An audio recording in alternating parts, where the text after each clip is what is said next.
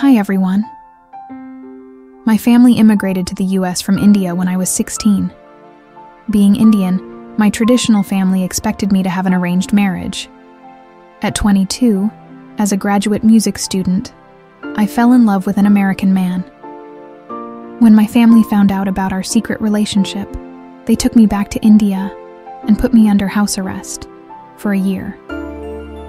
That year of imprisonment and isolation was severely traumatizing. I shut down from my acute distress and pain. I dissociated from myself, my truth, my power, my body, my heart, and my sexuality. 2 years after they let me out, I escaped to the US, but was emotionally imprisoned by my past. I lived dissociated, afraid, and ashamed for 18 years. Eventually, I broke free from an abusive marriage and my family. Since then, I have been on a path of healing and empowerment. Beginning my healing journey was like walking through a long, dark tunnel. I was, and felt like a victim, but was determined to heal. To heal from dissociation, I needed to feel again. I felt the bottomless grief, loss, and heartbreak of all that I didn't get to experience and enjoy. I faced and began to address my childhood history of sexual abuse. I set boundaries with my family. I started therapy and studied psychology.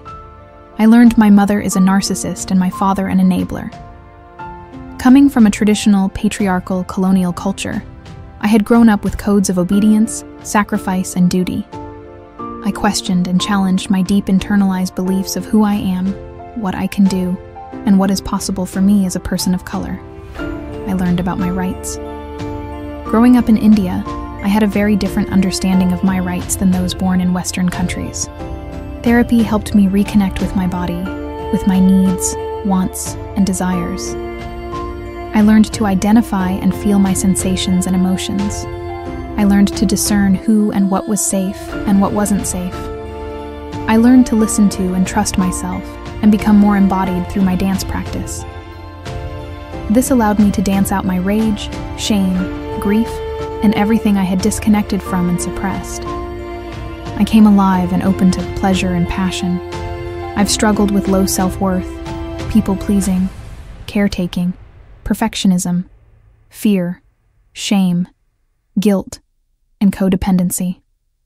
One of my most painful realizations was that my inner critic had become as severe as those who abused me.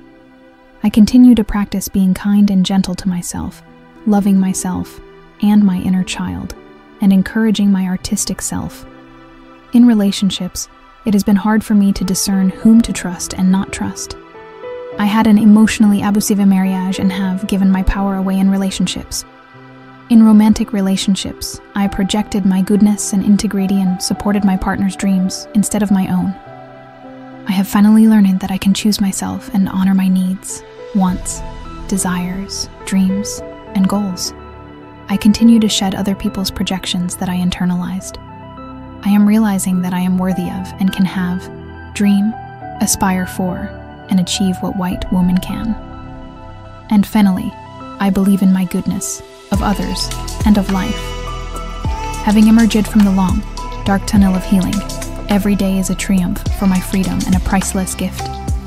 Every day I have the opportunity to be true to myself, face a fear, shift a perspective, and love, encourage, and enjoy myself.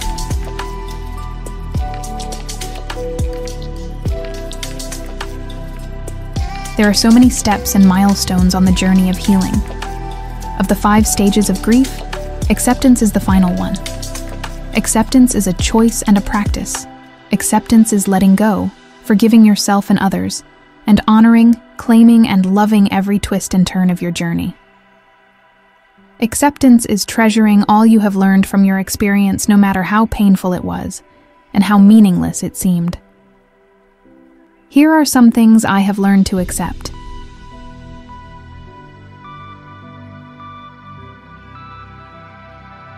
Coming from a family and culture that valued perfectionism and purity, I wasn't aware of and wanted to gloss over and hide my trauma, shadow, and coping behaviors. Because I could live a life that seemed relatively high-functioning, I was ashamed to admit and address my childhood sexual trauma to myself for years. I was afraid and ashamed to share my trauma with others because I didn't want to be seen as broken, damaged, or crazy. Once I acknowledged and faced my sexual trauma, I began my healing journey. Healing and acceptance means seeing, claiming, and loving each and every part of ourselves, however broken or ashamed we feel. As we do that, we liberate ourselves from believing we needed to fit into other people's ideas to be loved and accepted. When we don't admit and accept our traumas, we can cycle through life alive but not living, succeeding but not fulfilled, and live according to programs we've inherited but not from our truths. As a result, joy, pleasure, passion, and true power escape us.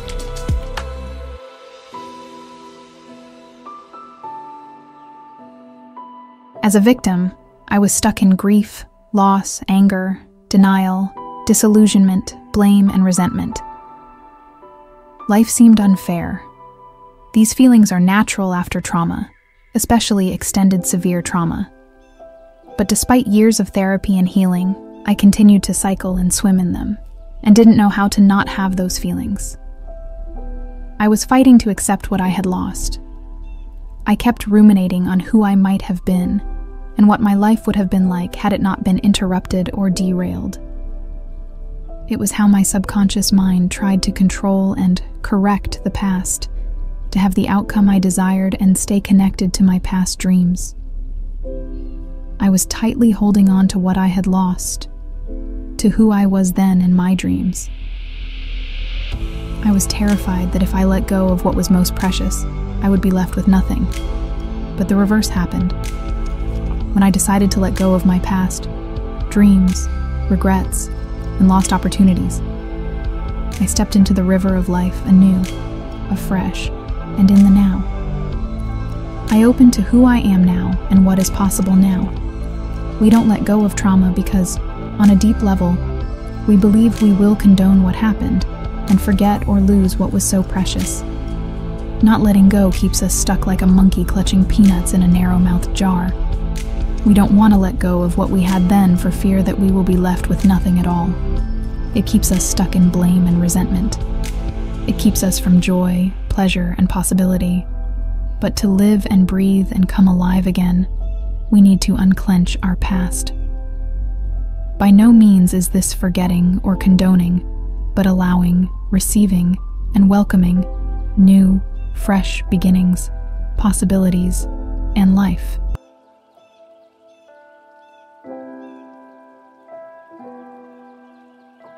Though my family had been brutal, my inner child wanted to believe in their goodness. I couldn't accept that people I loved, who were supposed to love, care for, and protect me, could treat me that way. I was in a trauma bond and in denial. I had to come to terms with and accept that my mother is a narcissist and my father an enabler, and that the rest of my family only looked the other way.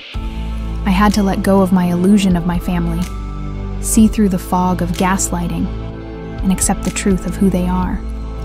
Acceptance is learning to see our abusers with clear eyes beyond our expectations, illusions, and stories of what we needed and desired from them, and who we want them to be. No matter what was done to or happened to me, I am responsible for my life. Staying stuck in a cycle of blame, resentment, and anger told me I wasn't taking responsibility for myself. After severe trauma, it's painful and challenging to look at ourselves and realize that we played a part in it. Trauma is something that happens to us, but we are the ones who make conclusions about ourselves, others, and life because of it. My beliefs and perspectives about myself, especially about my self-worth, self-esteem, body, and sexuality, drastically changed after the trauma. I had to take responsibility for creating my beliefs. I needed to accept every time I didn't choose, value, and honor myself and my gifts. I realized that just as I had adopted others' projections of myself, creating a negative self-perception, I could shift to regard myself in a positive light. Accepting my part in my trauma set me free from blame and resentment, and it set me free from the power my abusers had over me and my connection to them.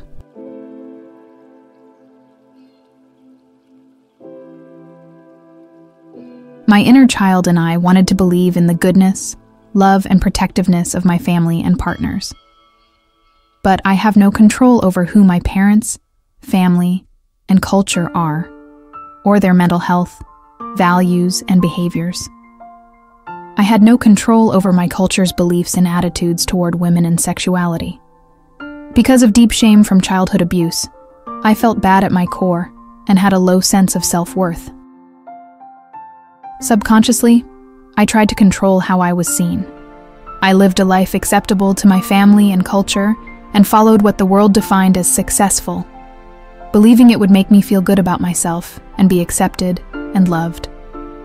But my happiness, freedom, and success lie in my own truth. I learned to honor and follow that. I learned to mother and father myself. I learned about mental illness and mental health and reached out for support from therapists and friends. As I let go of trying to please others, pursuing my own needs, talents, and interests, I found myself, my joy, and my purpose.